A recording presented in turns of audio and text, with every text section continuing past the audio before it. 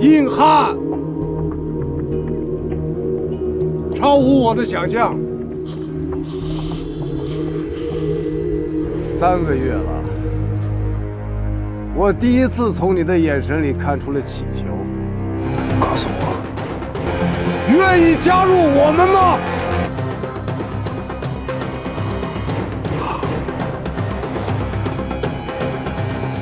好极了。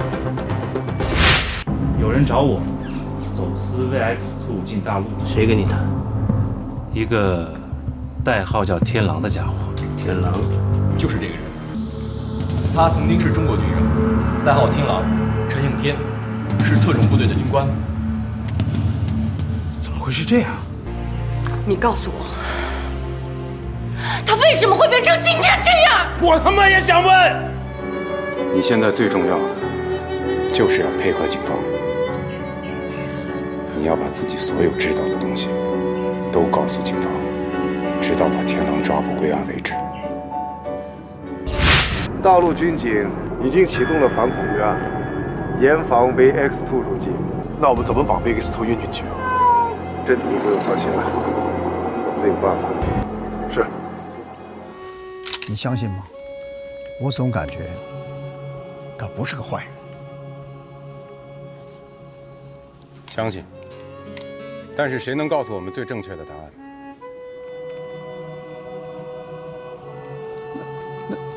那你相信他吗？曾经相信过，但现在，老狐狸，大浪淘沙，我觉得我们还是做好最坏的打算吧。唉，那何路怎么办？什么怎么办？还能继续留下来参加训练吗？我说老狐狸，你每天脑子里在想什么？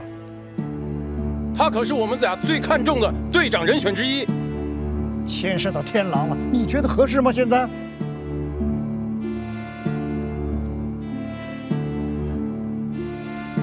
我总觉着何路他自己会妥善地处理这个问题。如果因为这件事情就把他踢出局的话，他的一生可能就完了。何路也许一辈子都跳不过他心里的那道坎。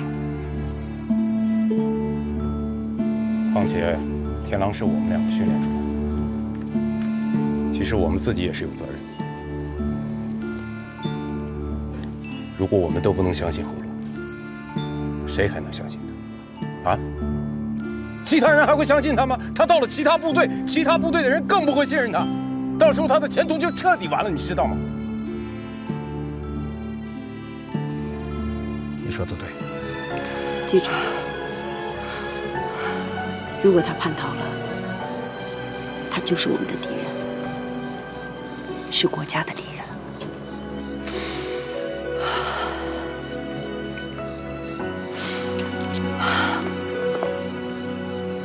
我知道你很难，但是一定要坚持下去。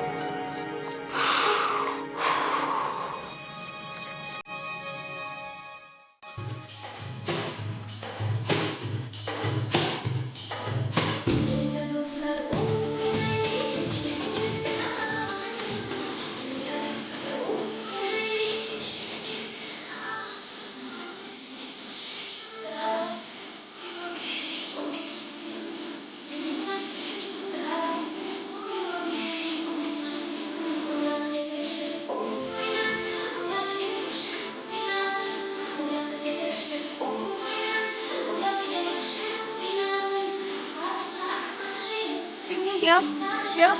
你们怎么一个个没精打采的呀？怎么都跳错了？报告教员，我们学这个干什么呀？难道要用肚皮舞把敌人给咬死啊？你们学这个干什么？我也不知道。只不过，这是雷教官让我教你们的。你们一个个都是军人，总应该知道军人是要完成任务的吧？动不动就拿雷神吓唬我们。我们是军人，你是吗？就是啊，我们是军人，你是吗？对啊，我就不明白了，我们为什么要听你指挥？我不练肚皮舞了，我要去练搏击。有没有人去？哎，我去，过来，太过分了吧？谁让你们走的？给我位置上去，回去。你们怎么这么跟教员说话？本来就是，我们学这个干嘛呀？还不如去跑障碍呢，纯粹浪费时间。就是说嘛，我们是来当女子特战队员的，又不是来当舞蹈演员的。我看啊，这肚皮舞还是不学了。全国收。雷神这么做肯定有他自己的原因。你看你们一个个给人教员气的，怎么回事啊？不知道，你们都不喜欢我，我是受不了你们这个气的。对不起，李教练。快集合！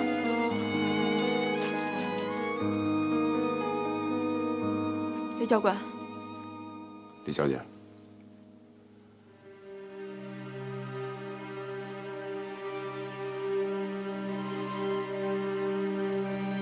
不是你的错。我真的教不了他们。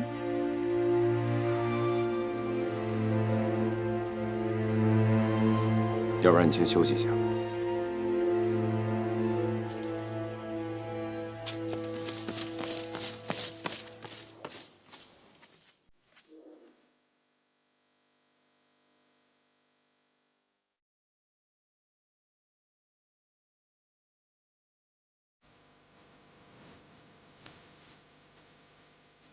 猜你们表现都不错啊。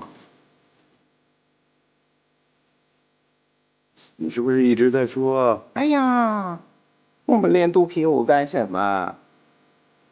我们应该去怎样？眼儿都挺正，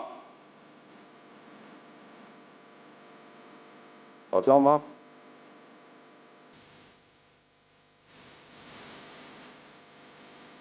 你是不是特别想穿上迷彩服？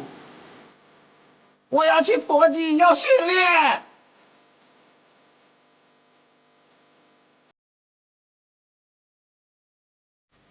好了，没问题。穿上你们的迷彩服，让你们好好享受。综合训练场，马上拉一个综合训练。开始。走吧，快点！我也没有错。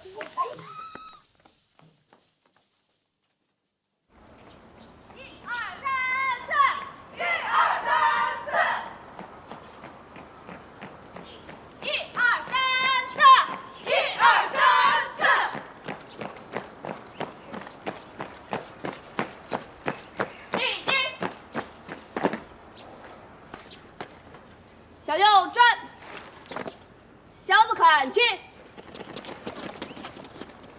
向前看。报告，队长同志，火凤凰特训班应导8人，实导8人，请指示。稍息。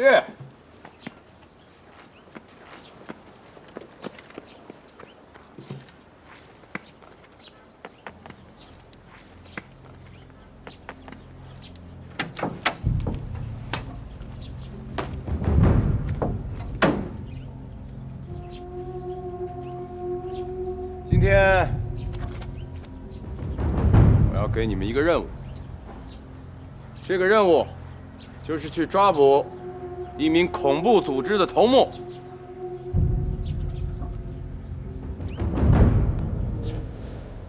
这就是你们要抓的目标。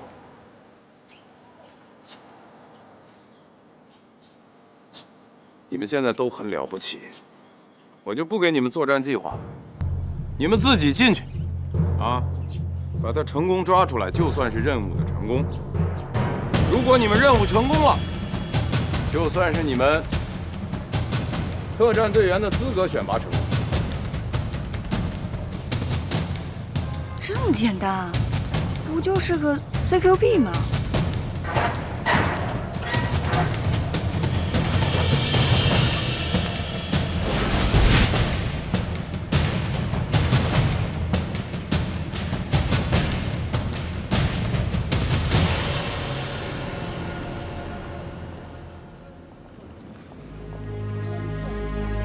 在这打仗啊？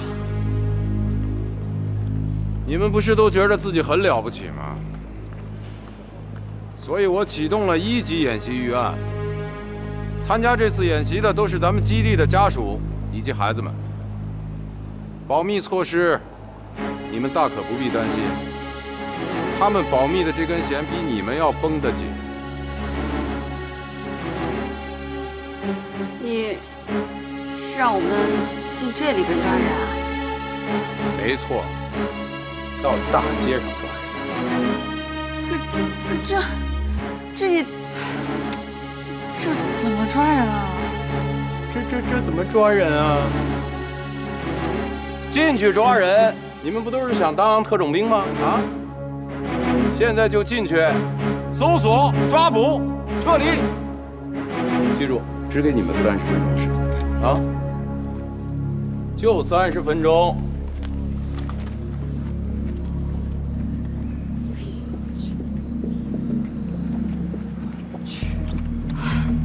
只给30分钟，我们穿成这样怎么进去啊？一进去人就叫，怎么搞？是啊，我们怎么进去啊？对啊，他这明摆着要难为我们呀。No， 他是想告诉我们，为什么让我们学肚皮舞？这跟学肚皮舞有什么关系啊？这跟学肚皮舞没有直接的关系，他是想让我们知道，掌握伪装技巧的重要性。他是故意的，他想让我们知道自己做错了。说这些都没用了，赶紧想想怎么办吧。还能怎么办呢？面对失败吧。我们不一定会败的。就是，真冲进去了，说不定谁胜谁负呢。那我们冲进去吧。明确，你说怎么办？没别的办法了，只能进去。大家注意啊，不要伤害妇女儿童，不然的话，我们会死得很难看。现在，我们大家呈前3角队形，不要随意开枪。进！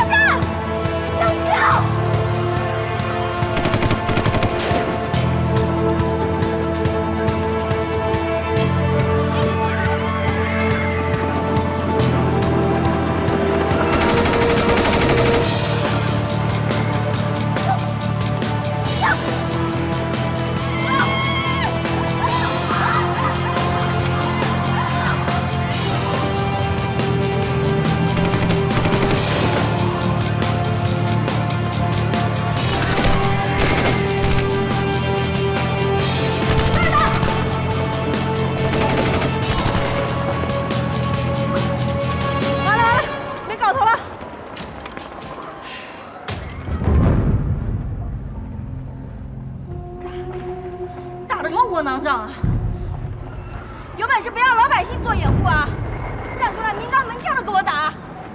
就是，有本事站出来对决！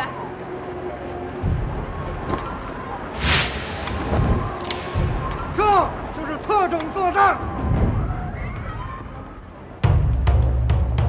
与常规作战不同，敌人会在你想象不到的地方出现，想象不到的方式和你们作战，所以你们要战胜敌人，首先要以他们想象不到的方式和他们作战。像你们这样冒冒失失穿着军装进来，只有死路一条。你们死了倒无所谓，可以得到一笔抚恤金。老百姓死了呢，无辜者死了呢，如何面对？这次演习是模拟死亡，下一次是实战。难道你们想看到整条街上遍地死尸，血流成河吗？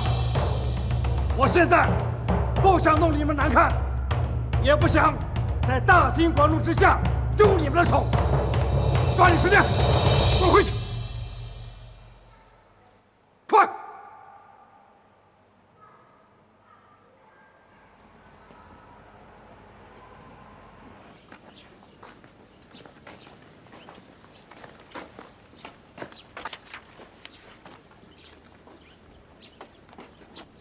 王彦斌一枪击中，李二牛又没打中啊！这李二牛也太笨了。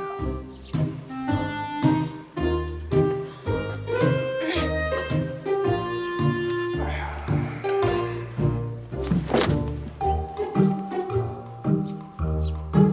哎，这么快就出来了？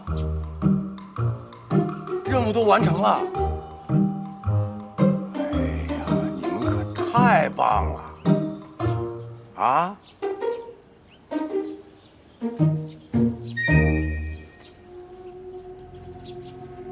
报告，我们失败了。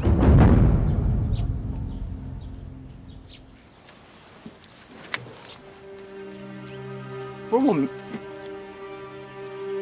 你们输了？不可能啊！你们怎么能输呢？在逗我，逗我，跟我开玩笑呢？不可能，不可能！你们怎么能输？你们多牛啊，一个一个的啊！你们都快牛到天上去了！你们是最牛的，你们绝对不可能输！你们是什么？中国女兵啊！永不言败，你们怎么能输呢？哎，报告，我们知道错了。错了？什么错了？报告，是我不好，我没意识到雷神的苦心。苦心？什么苦心啊？能够更多的掌握伪装技能。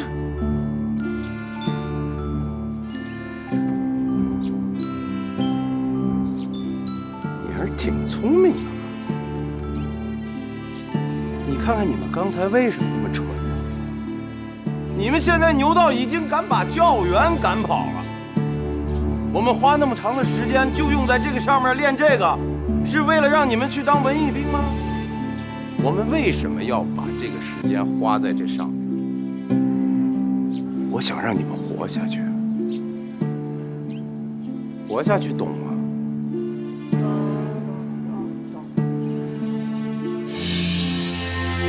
没吃饱饭呢。懂。别的我什么都不想说，自行去跟李教员道歉。哎。不过我不知道他现在还愿不愿意教你。我听说，他好像已经开始收拾自己的行李。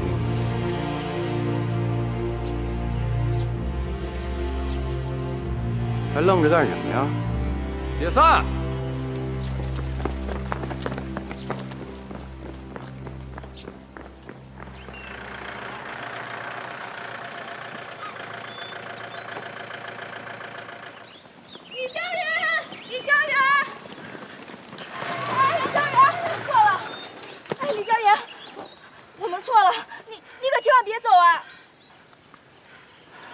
是啊，你别走，我们错了。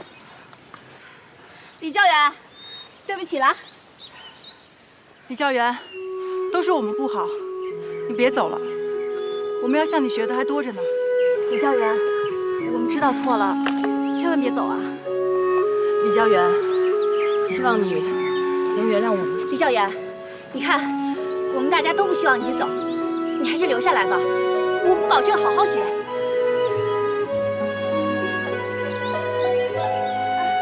哎，元宝，他还是不肯原谅我们啊！哎呀，不要问我的了，我也很为难。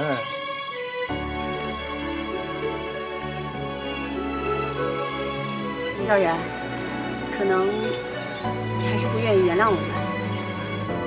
不管怎么样，我们都希望你能够早日开心起来。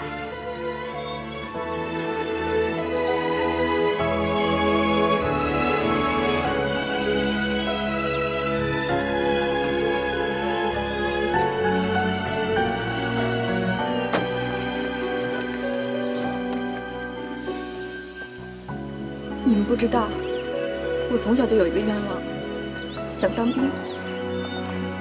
今天有一个机会给你们上课，我真的很珍惜。我今天真的很开心。不，是我们不好。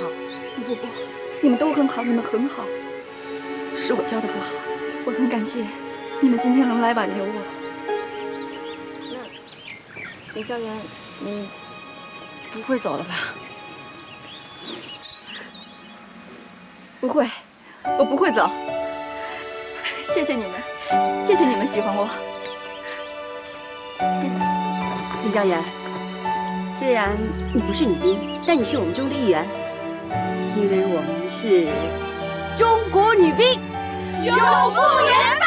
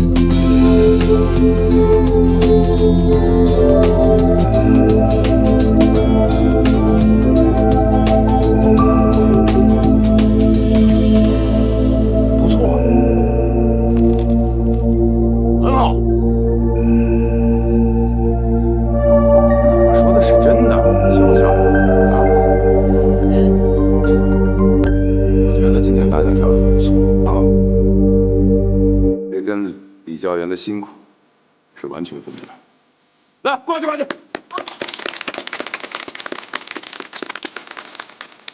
但是啊，其实我让你训练跳舞，不是以教学为目的，让你们训练跳舞，为了什么？为了作战。因为我们特种部队长期是要在敌后性，因为你们无时无刻都有可能会遇到一些突发事件，所以你们要学习如何伪装自己。只有你们把自己伪装好了，才能接近目标。就这么，并且你们要学习如何隐藏，如何隐藏和携带你们自己的武器，如何因地制宜的去使用自己的武器和装备。特种部队最大的特点是什么？谁能回答我？就是它的灵活性和机动性。我不希望你们以后像个傻子一样的面对敌人的时候就知道硬碰硬。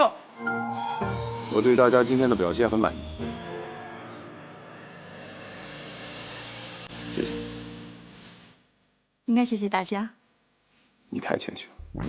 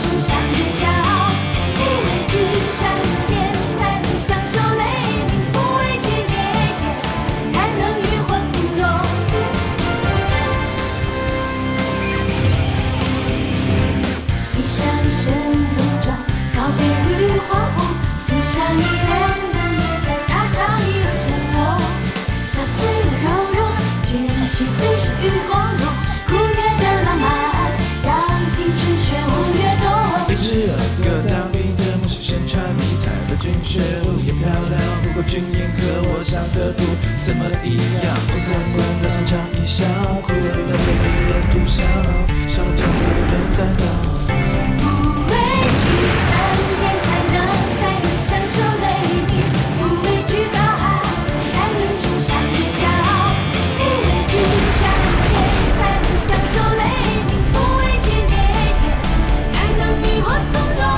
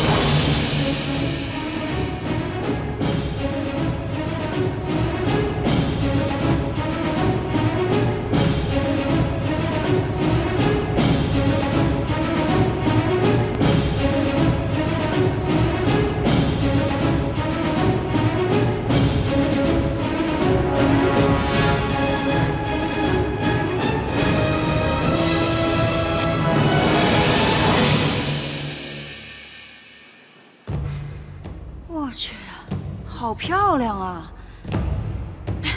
你们瞧这飞机，多性感啊！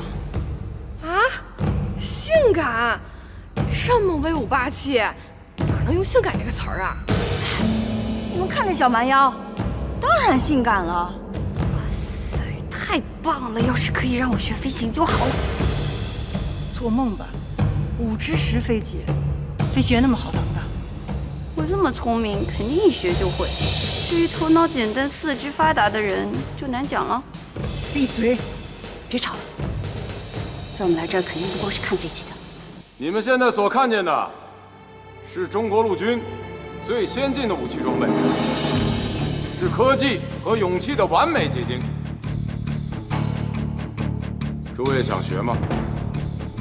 真的让我们学习武装直升机驾驶？你以为？特种部队的突击队员能够上天入地，怎么样上课？不是所有的特战队员都能学习和掌握武装直升机的驾驶以及作战，只有特别突击队的突击队员才能够学习和掌握最高端的武器装备。所以这是一次非常好的机会，你们大家都应该珍惜才好。我现在再问你们一次，想学吗？想。哦，那就学吧。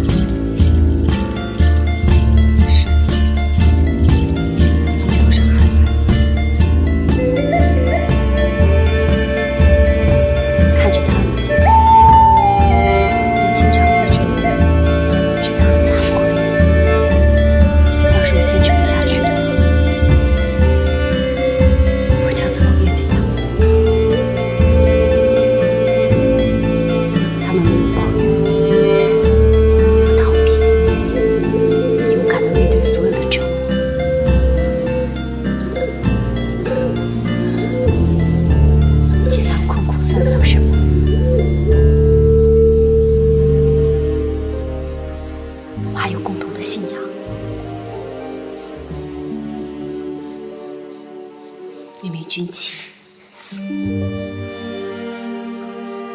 因为军旗就是我们的全部。是，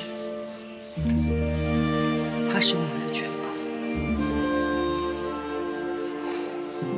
为了它，我们能付出一切。是的，我们可以付出一切。在这面军旗下，即便是死，也是幸福的。别说傻话，不是说过吗？我们同生共死。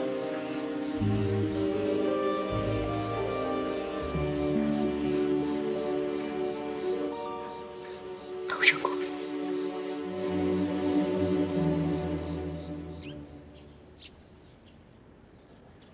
讲一下。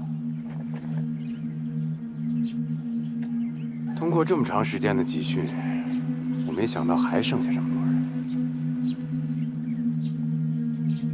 这都是你们的错。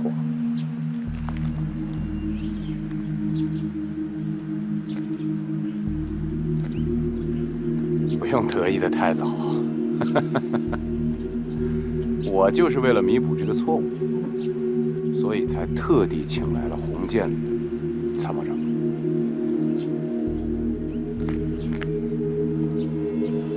从今天起，我们进行一个小小的淘汰赛。通过这么长时间的集训，我没想到还剩下这么多人。这都是你们的错。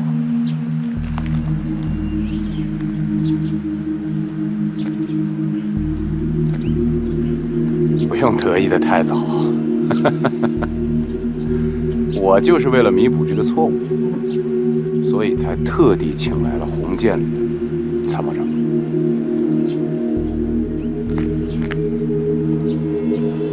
从今天起，我们进行一个小小的淘汰赛。红箭旅负责清剿，你们负责逃跑。如果一旦被红箭旅抓住，那你就算是被淘汰了，啊，3天的时间，明白吗？明白，明白，明白。看来你们当中这还是有聪明人的嘛。没关系，要想退出，现在就把头盔摘了，然后搁到那儿去，就能退出了吗？都不想走。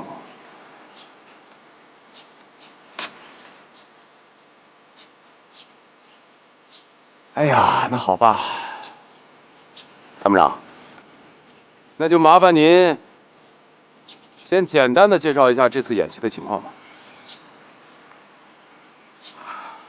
我们红箭旅接到上级的命令，参加这次代号为“热带眼镜蛇”的丛林反特战渗透的军事演习。我部齐装满员，是军区一线的快速反应部队，长期处于战备状态。我们下辖2个装甲步兵团、1个坦克团、1个陆航直升机大队和1个武装侦察营，还有无人机、防空、防化等特种兵种。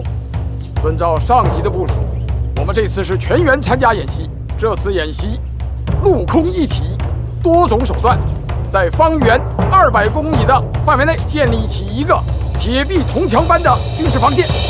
不要说是眼镜蛇，就是五步蛇、响尾蛇一起来，只要进了我的防线而不被我抓住，那就是我们的失败。我想了很多呀，但是没有想到我们是来抓一群女兵。哈哈，这是热带眼镜蛇吗？我看是一群菜花蛇。说实话，红箭旅一向是一支非常非常厉害的劲旅啊！我也当过红箭旅的这个俘虏啊，那可是全军区最精锐的步兵旅啊！你们好好想清楚一点啊！不要以为你们在山里边跑来跑去，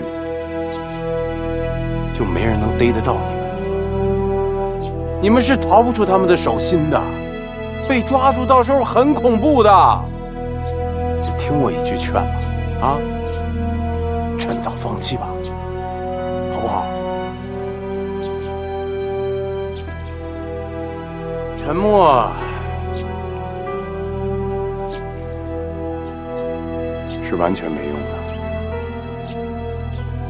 参谋长，看来他们已经自动弃权了。那这演习就不用搞了啊！报告，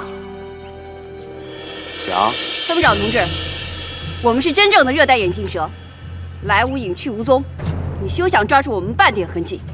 刘侯，你是不到黄河心不死，不见棺材不掉泪吧？有点意思，那就让你们看看我们的厉害。好啊，那我就告辞了。回去马上部署部队，咱们演习中见啊！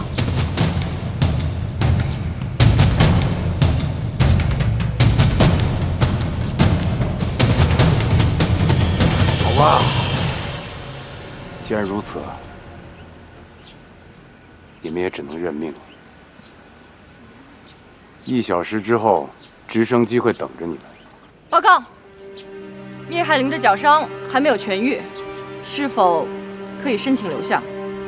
战时的时候不会受伤吗？现在就当他是跳伞的时候受伤了。哎，我想问你个问题：他现在受伤了，你们愿意带着他？报告，不愿意，他会连累我们大家的。报告，我没有别的意思，但是我们自己有没有命还挺难说吧。报告，要不我就不去了，我也不想连累大家。报告，他不可以不去，就是背，我也把他背去。报告，也算我一个。我们大家可以轮流来，绝不放弃任何一个战友。哎呀，这说的比唱的还好听。行啊，真正到山上之后，那才是见真章的时候。哎呀，我想起来都开心。1小时之后，你们将会被集体淘汰。好吧，赶紧去准备吧啊！太好了。我终于不用再看见你们这帮女人了。哎，今天天气真好，我还是到海边好好游个泳。老狐狸去不去？吃喝喝就不去了。孩子们，我真佩服你们的韧性。啊，提前跟大家透露一下，谁过了这3天，谁就是火凤凰的正式队员。啊，你的意思是？这就是传说中的最后一个老怪。天哪，终于熬到头了，老怪都出来了，这一关又一关。行了，别废话了，啰嗦什么呀？我们总算熬出头了。还有58分，还愣着干什么？快！我说你瞎转悠什么？赶紧准备啊！哎呀，我不活了！为什么老要画这个呀？蚊香，这什么味？让我这个南大化学系高材生告诉你啊，这呀，硫酸钙、硫酸镁、碳锰粉的混合味，混合的啊。哎呦，天天画这个，我的皮肤都要过敏了。哎，你老人家就克服一下吧，这不挺美的吗？美什么呀？说啊，其实那都过了，也不差最后一下了，对不好吧？看。哎，啊！你们真是强奸民意！强奸民意！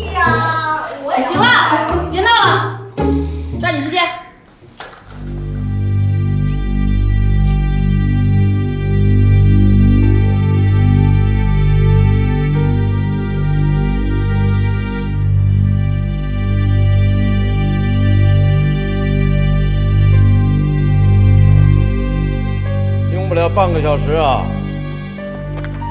你们这帮丫头片子全得给我抓住！啊！雷战呐，这次真是杀鸡用牛刀啊！王旅长，恐怕没有那么容易吧？怎么？我数千人撒在山里，天空陆地一体防御，水泄不通。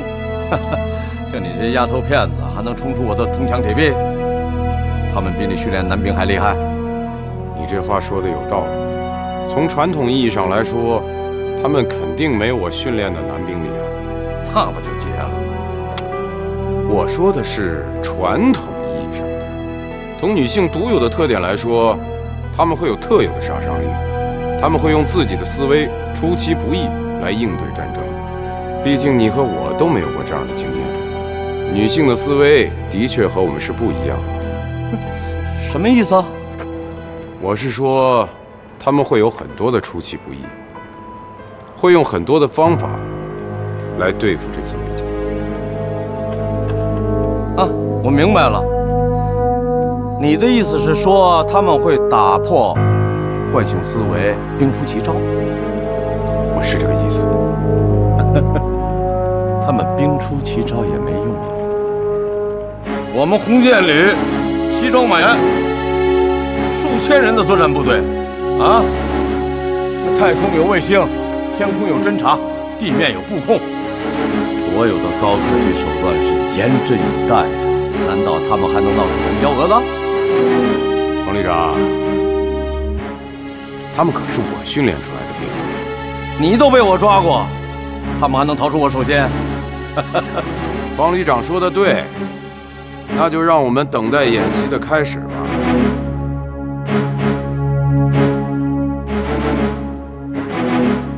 参谋长，到，过来一下。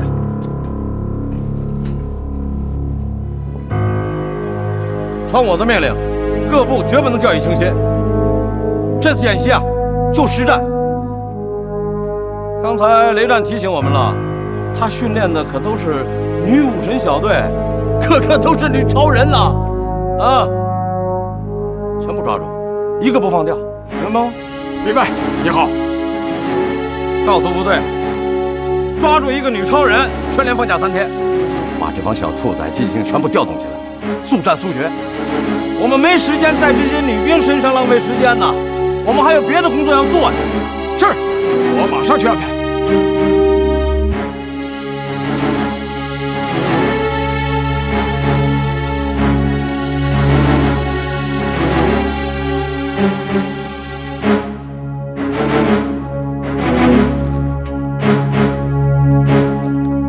连战，对我这些部署，你还有什么建议？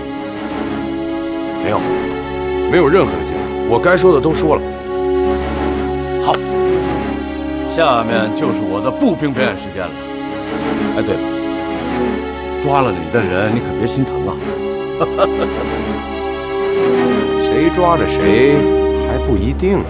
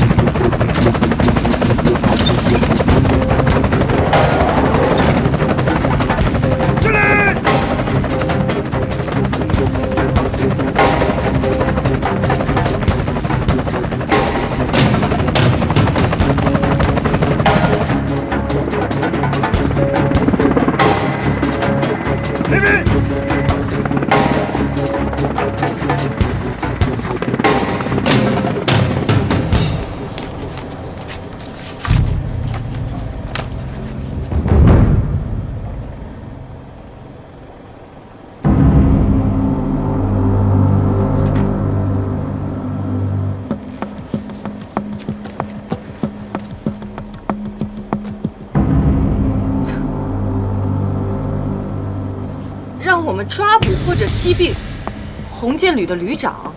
对啊，我看看。呀，他们疯了吧？我们就这么几个人，在林子里跟他们几千个人周旋，还空地一体监控，我们逃命都难呢。我们这不就是自投罗网吗？雷神是故意的吧？他肯定是故意的，他就是想让我们被淘汰。队长，红箭旅的指挥部在哪？不知道，上面没有写。啊？那我们还是得侦查到红箭旅的指挥部啊！靠什么侦查呀？雷神什么侦查手段都没给我们，卫星、无人机、远程监控这些都没有就不算了，还没有后援。我们真靠这几把破枪狙坦克啊？就是，我觉得太不公平了。就给3天时间，方圆200公里，3天，走都走不完，还要抓红箭旅的旅长，谁知道他在哪儿啊？我们以前演习的时候跟红箭旅打过交道，他们确实很难对付，而且红箭旅是数字化精锐部队，如果我们有一个点被他们发现，所有的网络全部都有反应。那我们怎么办呀？我们怎么办啊？一点胜算都没有了。我就是红箭旅卫生队的，我们旅确实是全军区的精锐剑道，而且跟特种部队一向不对。在历来的演习当中，我们有着丰富的跟特种部队对抗的经验。我们还是撤了吧，就算输，也不会输太难看啊。不可以，不能放弃。72级我们不过，总得拼一把吧。哎，你是说我们比雷神带队的野兽们还要厉害吗？哎呀，我们肯定不能跟他们比，但这个仗不能还没有打我们就先投降。厉害林说的对，我们绝对不能打退堂鼓，因为我们是雷神的人。你才是雷神的人呢，我是谁的人还是个未知数呢。人家麝香的意思是我们是雷神的兵，对吧，麝香？对，我的意思是说，我们是雷神的兵，就得给狼牙争气。我们要跟红箭旅战斗下去。说大话谁不会啊？我们拿什么跟别人战斗啊？几千号人，难道用嘴吗？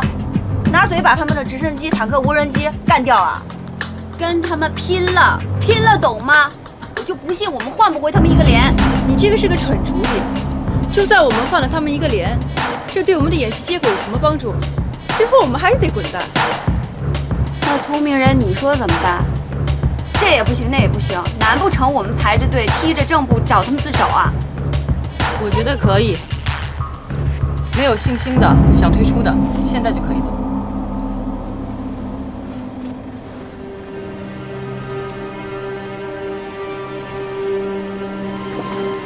同志们，我们现在大敌当前，最重要的就是要冷静下来，团结一致，这样才能想出好办法。队长说的对，现在咱们大家先不要吵，都冷静下来。是，我们当前的这个局势呢，确实是非常残酷。但我们是谁呀？是谁？我们是火凤凰啊！所以，只要咱们大家齐心协力，一定能抓获红箭旅的旅长。教导员，您这是在做白日梦？一切皆有可能。在局势还没有明朗之前啊，大家保持冷静。我看马上就要着陆了，着陆之后呢，我们先设法躲开红箭旅的追踪，然后大家再齐心协力，一起想战术。明白没有？明白。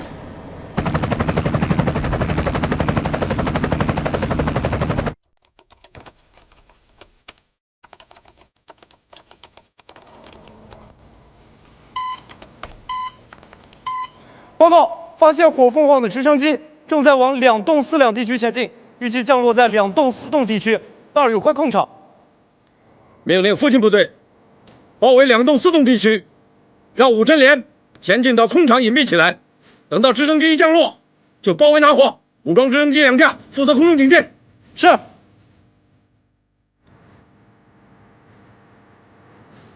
那小雷，对我的部署还满意吗？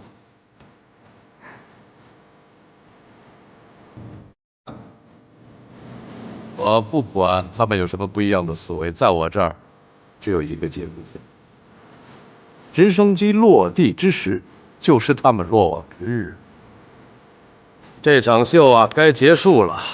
我没时间陪着女兵啊玩猫捉老鼠。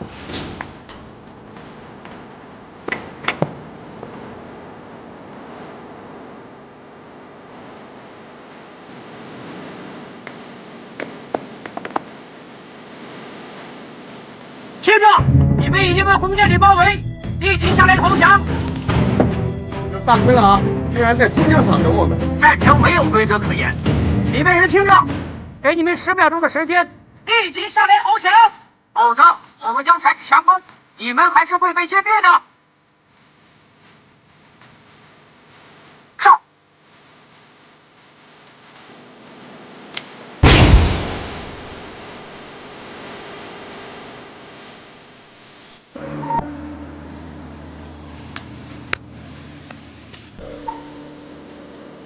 他们人呢？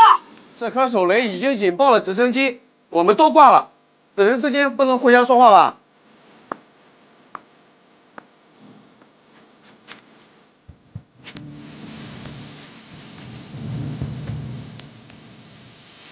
空间对53号报告，火凤凰直升机被2雷引爆，吴真连大死阵亡，完毕。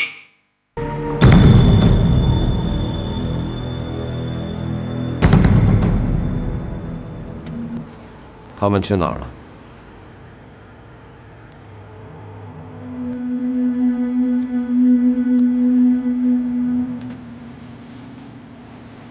我让你说，说。你让我说的啊？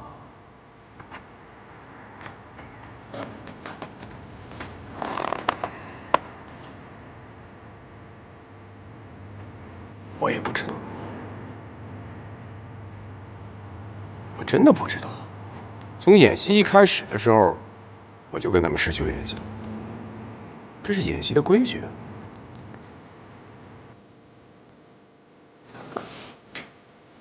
命令无人机起飞，搜索他们的下落。我就不相信，他们钻到地底下去了。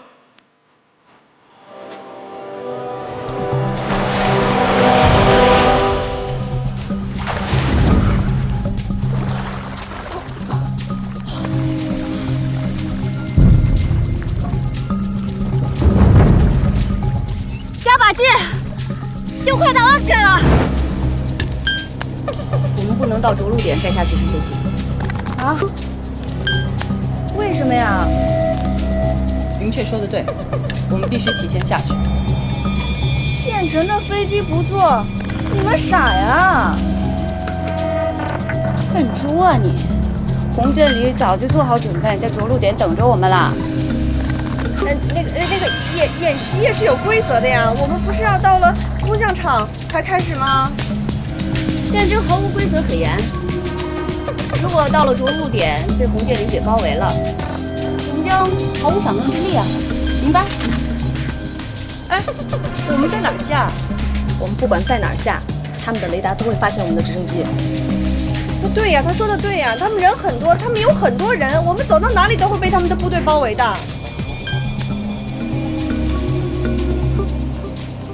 跳水，我们跳水啊！队长，你没有搞错，这里到处都是山林，哪里有水啊？我想起来了，这儿有个水库，我们以前飞过这儿。对，龙山水库。这个水库的位置就在我们的路线附近。云雀，你确定我们要跳水吗？我们要跳水。你不跳可以呀。待会儿跟直升机降落，等人当俘虏吧！啊，不要，我不要当俘虏，那俘虏营不是人待的地方，我不要，那我宁死不屈吧。好，现在还有不同意见的吗？没有。我们就在衡山水库跳下去，求渡上岸，穿过这片树林。大家做好准备，姐妹们，同志们，这可是咱们期待已久的一刻。你一定会成功的。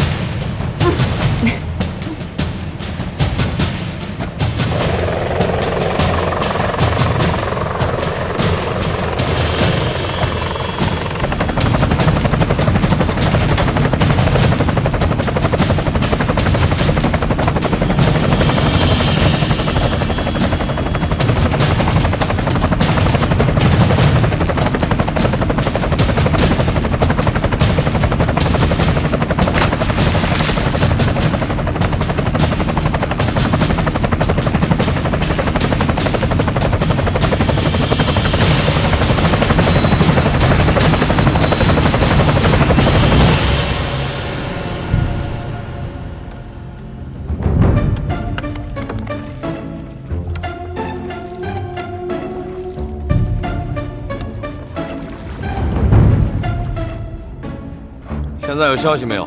无人机正在全方位的搜索。找到人了吗？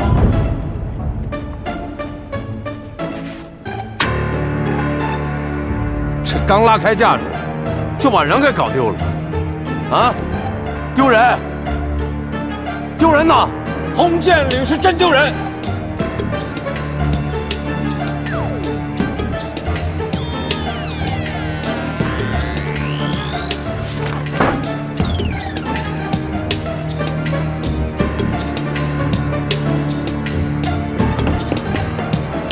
带他们来的路上有个水库，衡山水库，立刻组织机动力量，奔赴衡山水库。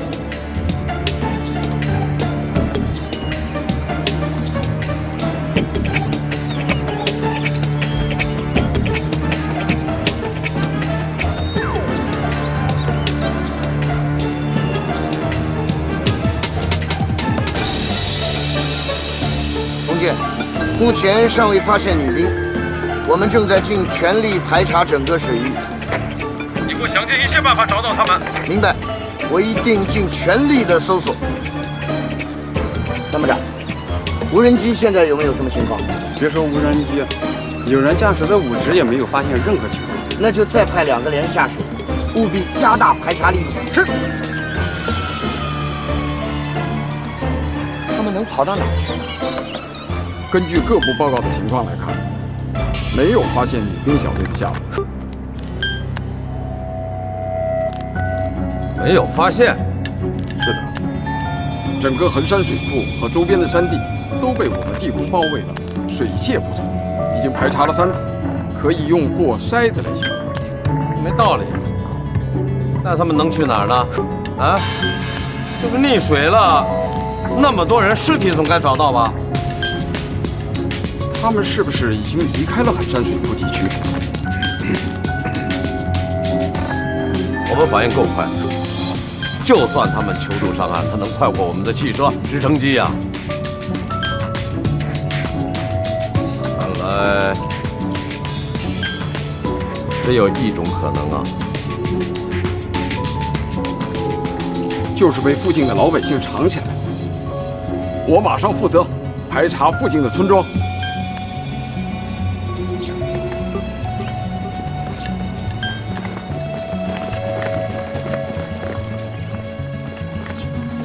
老乡，你好，我们呀在进行军事演习。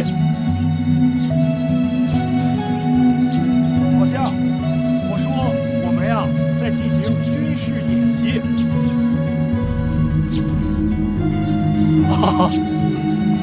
我说呀，我们在进行军事演习呢，想麻烦问问您有没有见一群姑娘啊，女兵？方连长，如果我是你的话，我一定不这么做。你动部队，现在进村庄搜查，你到老百姓的家里去，你这一定弄得老百姓是鸡飞狗跳的。虽然演习的是战争，但那不是真正的战争。这不仅会惊动老百姓，破坏军民关系，更严重的是，你会惊动媒体。你到时候你红箭旅那可就名扬四海了。虽然这条新闻不会传出去，但我觉着不会超过3个小时。你方旅长的大名一定会出现在军区常委的办公桌上。如果我是你的话，我一定会好好考虑一下，这种名还是不出为好。可是我们不这么做，我们到哪儿去找到他们的线索呀？团长，这件事情确实不能这么干。雷战说对，不管是从军民关系还是军队形象，我们确实不能这么折腾。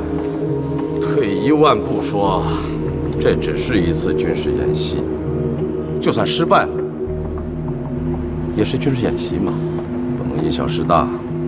可是要是真的捅出篓子，那我们就吃不了兜着走喽。那怎么办？难道要让他们真的从我们的指缝中溜走？我不是买玉。我打扰了啊。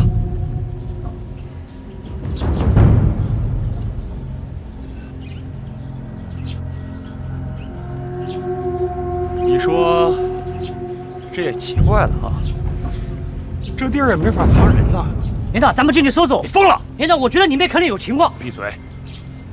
要是真出了事儿，你负责呀。撤！走。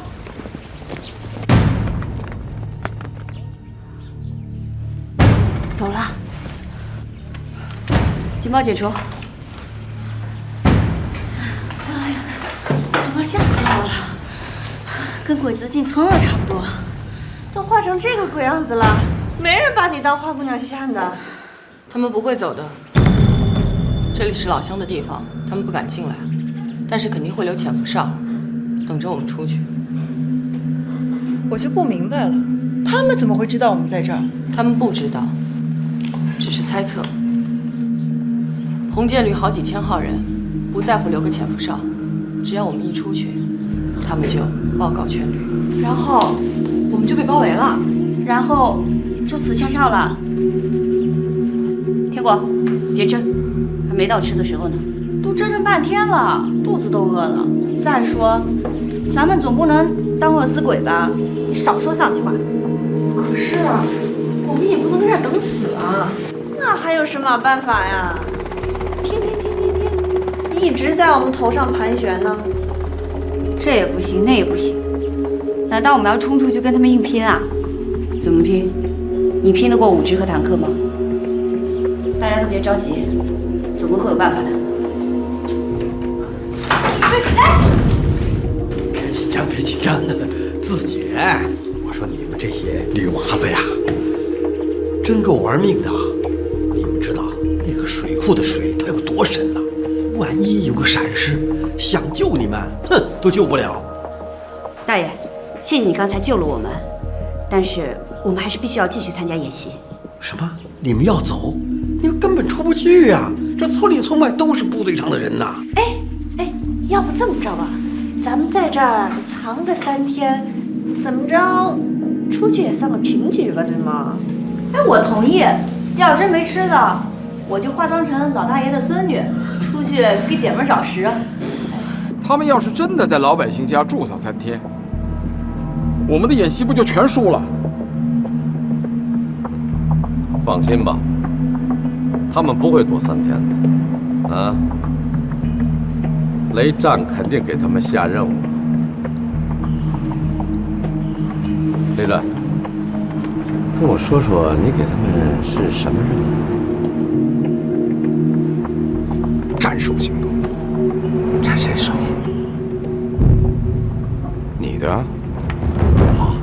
对啊，红箭旅旅长，清剿行动的总指挥，就是你的脑袋。哎呀，雷战，你挺信任你这帮女超人的啊！我说了，他们是我训练出来的。雷战，你会为你的自负后悔的。我那不是自负，是自信。大爷，有烧鸡没？